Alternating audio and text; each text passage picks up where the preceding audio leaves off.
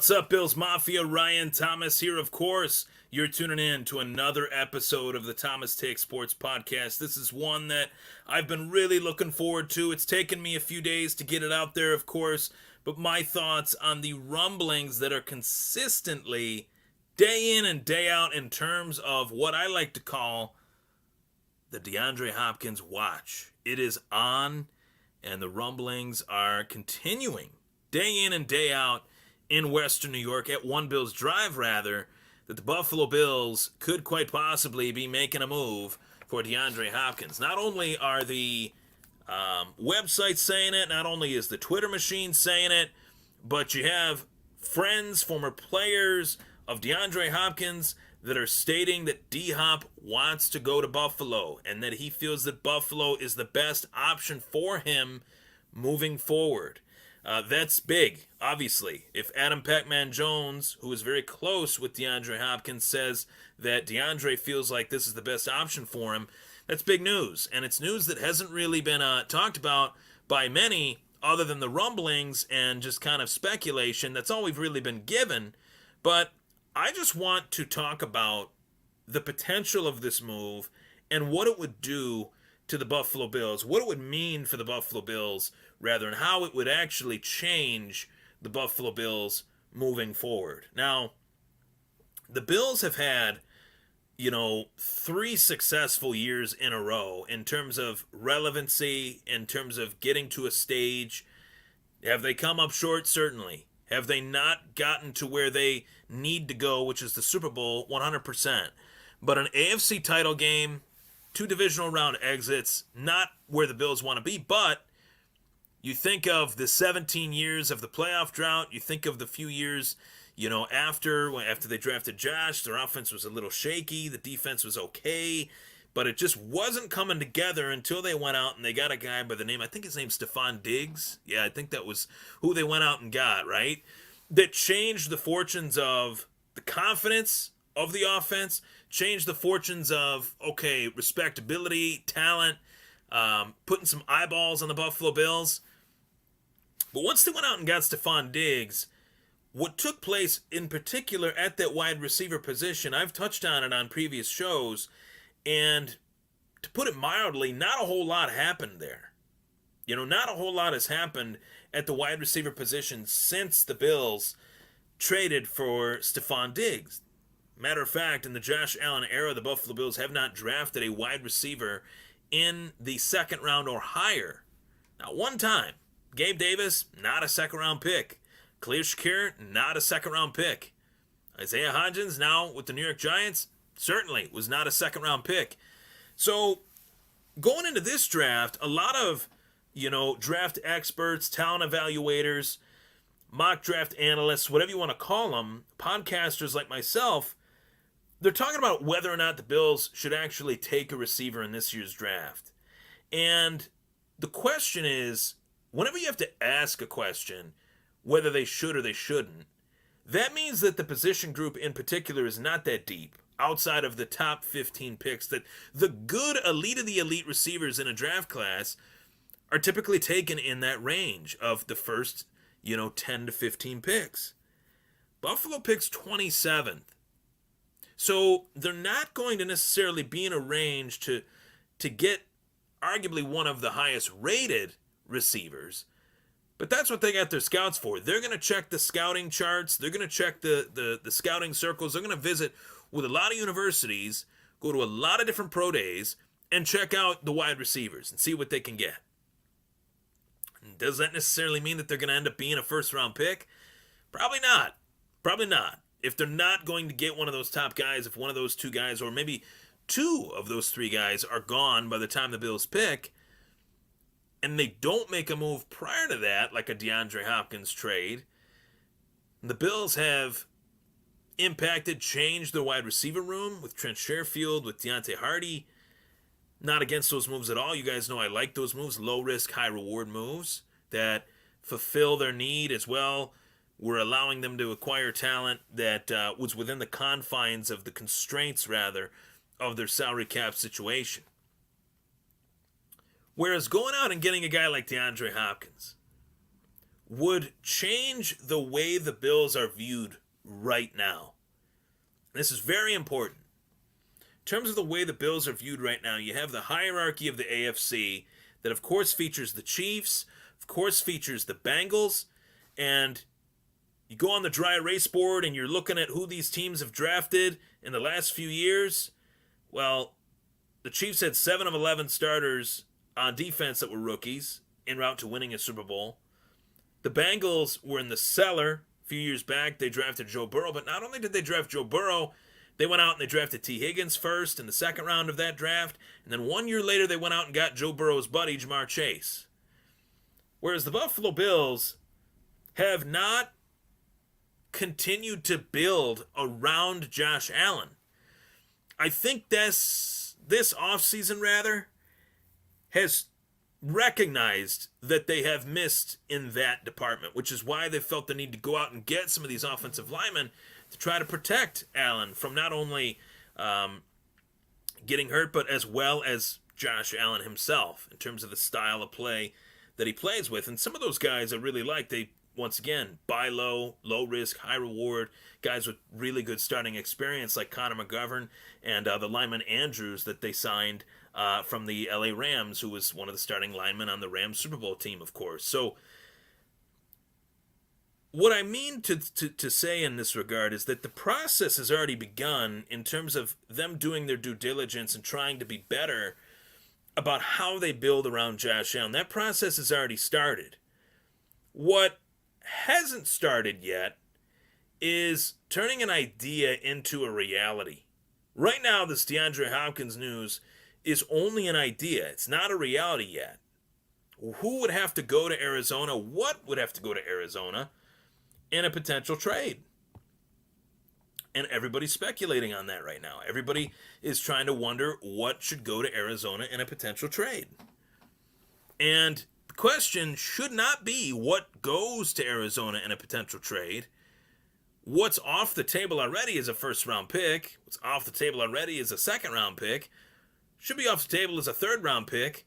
What should be on the table is trading away guys that take up a lot of our salary cap space, that also don't want to be here, that also want more money that we can't afford to pay them. So all these rumors and hot takes and the whole hypothesis of what should go to Arizona in a trade for DeAndre Hopkins is pretty damn obvious that the guy, first name Ed, last name Oliver. And I like Ed Oliver. I wanted Ed Oliver to come to Buffalo. I thought Ed Oliver was a good fit for the Bills. Thought it checked off a lot of boxes. But it seems like he's disgruntled. And that's the last thing the Bills need in terms of their future. They don't need players that are disgruntled for pay reasons. They can't afford to pay the linebacker that they drafted the same year that they drafted Josh Allen. They couldn't do that. That guy went out and he got $18 million a year from another team. So Ed Oliver knows that what the situation is, despite the fact that he wants more money. He does know he wants more money on a team that doesn't have it. And when you're in a situation like that as an organization, at least history tells us that guy does not last on the team much longer, that guy goes sooner rather than later. First round pick, Ed Oliver, top 10 guy that we invested in, and yet he's calling the shots that he wants to be out of here if he doesn't get paid. Well, be careful what you wish for, because you just might get it. You might get shipped out to Arizona, and what do they got outside of D-Hop, who would be going to Buffalo in a potential trade? And I'm only offering you this Ed Oliver situation because it seems like it's one that is being widely reported, that Ed Oliver could go in a swap to the Arizona Cardinals for DeAndre Hopkins. When I look at what the Bills need to beat the teams that have beaten them, it's really simple. You know, I was talking to a Bills fan yesterday, just a random guy at the fights at Seneca Niagara that I went to last night for the Legacy Fighting Alliance. And he asked me if I was a Bills fan. I was like, well, I'm not, John Madden, but hey, here's my card. I do a Bills show. Oh, Cool. I'll follow you. Thanks. Wake up this morning. I have the follow on my Twitter and on my YouTube and on my Facebook. Shout out to you, buddy. Thank you. But what I was talking to this gentleman about was the fact that they are not going to beat Cincinnati. They are not going to beat the juggernaut, frankly, dynasty that is the Kansas City Chiefs by their offensive line. They're not going to do that. It's never happened to the Chiefs under the Pat Mahomes, era, because our offensive linemen aren't playing against Pat Mahomes, they're playing against Kansas City's defense, right? Our offensive line isn't playing against Joe Burrow, it's playing against Cincinnati's defense. What is playing against us and beating us is the firepower that the Cincinnati Bengals have, is the firepower that the Kansas City Chiefs have. In Mahomes and Kelsey, probably the best duo since the days of Montana and Rice. I can't believe I'm saying that, but proof is in the pudding. Records are made to be broken. They're breaking them each and every year. They're breaking them. Check for yourselves. Postseason records. Travis Kelsey, Pat Mahomes. Mahomes, Kelsey. Littered all throughout quarterback receiving duos. And Travis Kelsey's not even a wide receiver. He's a tight end. But hey, tight ends changing the game. Just ask Tyler Dunn, who wrote a book about it. Travis Kelsey's one of those guys. He's the guy. I think he's the best tight end I've ever seen, quite frankly. In my generation, he is slowly but surely surpassing the Amherst Williamsville North alum Rob Gronkowski as that. I like Gronkowski better, personally, but I do believe Travis Kelsey's just as good, if not better, in a lot of respects, in certain respects. That's a fun debate. It's a debate we didn't even know was possible 5-10 years ago. Just goes to show you how these guys have changed the game. But back to the point, you have Stephon Diggs, you have DeAndre Hopkins, you have Gabe Davis, you have Khalil Shakir, you have Deontay Hardy, you have Trent Sherfield. That's Diggs, Hopkins, Davis, Khalil Shakir, Sherfield, and Hardy. That's 6 receivers. And those are all guys that are a matchup nightmare for an opposing defense.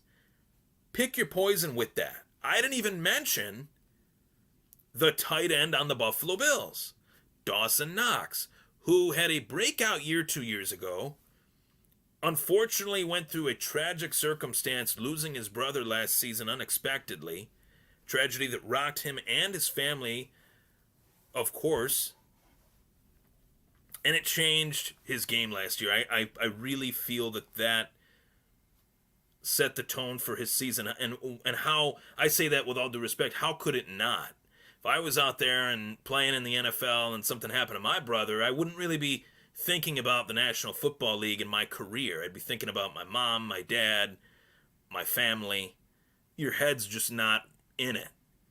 But when you mourn and you grieve and you're never going to get over those things, but when you see the people around you that are willing to support you and show that you're their guy and that they're there for you, you want to give back to that. You want to do things to show that you appreciate that and show that, these guys are my brothers on the field. I'm going to be their brother on the field. I'm going to come into 2023 and play my ass off and just play angry and play as if I deserve to be here, because Dawson Knox does deserve to be there. We've seen it. We've seen it time and time again.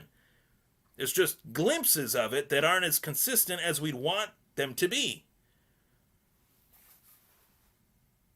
That's a goddamn real good offense if you put D-Hop on this team. And it also signals to the rest of the NFL that we will not be out-firepowered any longer.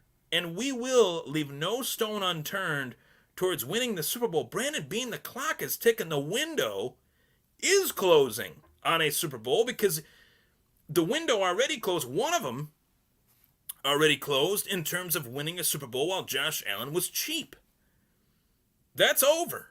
Josh Allen's getting paid a lot of money, and rightfully so. He's one of the best damn quarterbacks in the league. He's He's a unicorn, for crying out loud, at the quarterback position. I've never seen anybody like him. Nobody else has either. Whether they're 30 years older than me, or 40 years older than me, or 50 years older than me, I've asked. Have you ever seen anybody like Josh Allen? Can you compare anyone to Josh Allen? They don't know what to say, because they can't compare anybody to Josh Allen either. Not John Elway, not Aaron Rodgers. If you could, I guess you'd throw those names out there, but did those guys run over linebackers? Did those guys jump over Anthony Barr? Not that I've seen. So this is a move that just makes all the sense in the world. And Ismail, I hate to break it to you, but Bobby Wagner, addressing a comment here, Ismail Martin, he said, I want Bobby Wagner. Bobby Wagner signed with the Seattle Seahawks today, so the Buffalo Bills will not be going after him, but they could quite possibly and most definitely should go after DeAndre Hopkins. This is not debatable. This is not something to sleep on and overthink and not do it. It's something you just do. Just do it. Just do it. Because anytime you're in a position where you need to get from point A to point B as a competitive unit, and you pass on it, and that guy goes to another team, you can only wonder, what if we would have went out and got that guy? I don't want that to happen in this particular circumstance, because I believe this makes the Bills a much, much better team. As well, DeAndre Hopkins in his own right, real recognizes real.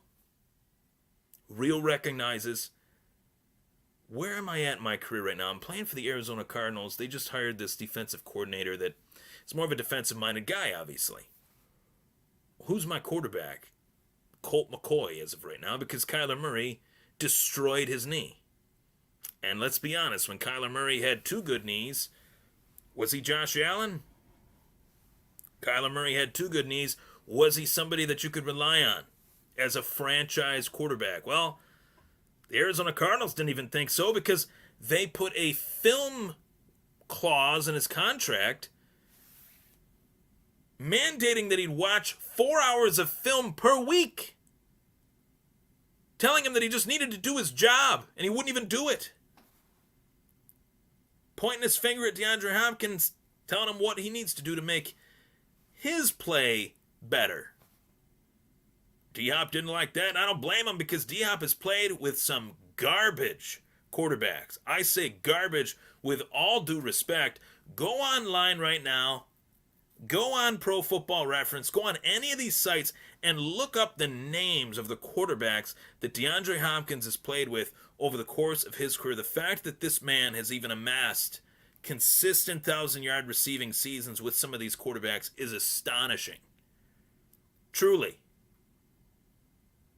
And that guy on the other side of the field from Stephon Diggs, which one do you double cover? If you double cover both, you got a problem. And much to the point of Ismail Valentin, no wide receivers in the draft can impact us like D-Hop.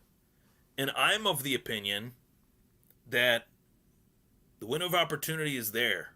It's still there. You can't let it pass you by building into the draft. Where the draft, it takes time for these guys to get acclimated to the speed of the National Football League, whereas if there are guys out there that can make your team better to help you win now, you take the opportunity to go get them. And DeAndre Hopkins is one of those guys. It would change the way that the Bills are viewed. It would change the team to go out and get a guy like that. That's all I got to say. I'm Ryan Thomas. Thank you so much for tuning in to the Thomas Take Sports Podcast. DeAndre Hopkins would change the Buffalo Bills, of course, for the better.